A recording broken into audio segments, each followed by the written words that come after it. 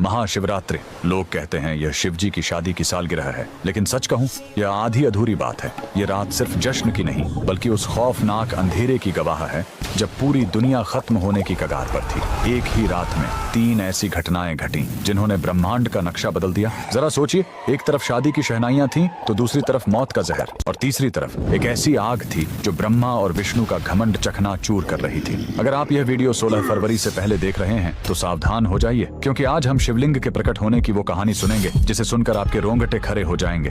कहानी पर आते हैं। एक बार ब्रह्मा जी और विष्णु जी में युद्ध छिड़ गया। दोनों लड़ रहे थे कि मैं महान हूँ। नहीं, मैं तुमसे ज्यादा महान हूँ।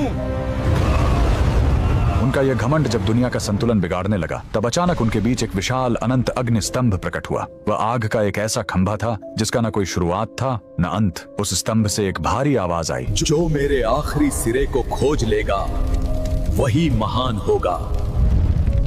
ब्रह्मा जी हंस बनकर ऊपर उड़े और विष्णु जी वराह बनकर नीचे गए। हजारों साल बीत गए, विष्णु जी को अंत नहीं मिला। उन्होंने अपनी हार मान ली, लेकिन ब्रह्मा जी ने वापस आकर झूठ बोला कि उन्हें अंत मिल गया है। उसी पल उस आग से काल भैरव प्रकट हुए और सजा के तौर पर उन्होंने ब्रह्मा जी का वो सिर काट दिया जिससे उन्होंने झूठ बोला था। उनका अहंकार टूट गया। चूंकि शिव जी आग के रूप में आए थे, वो बहुत गर्म थे। तब देवताओं ने उन्हें शांत करने के लिए उन पर जल और दूध चढ़ाया। यही वो पहला दिन था जब शिवलिंग पर रुद्राभिषेक की शुरुआत हुई। लेकिन कहानी यहीं खत्म नहीं होती। एक बार जब देवता श्रीहीन यानी कमजोर हो गए थे, तो अपनी शक्ति वापस पाने के लिए समुद्र मंथन हुआ। सबको उम्मीद थी अमृत की, लेकिन निकला क्या? हलाहल विष। पूरी दुनिया जलने लगी।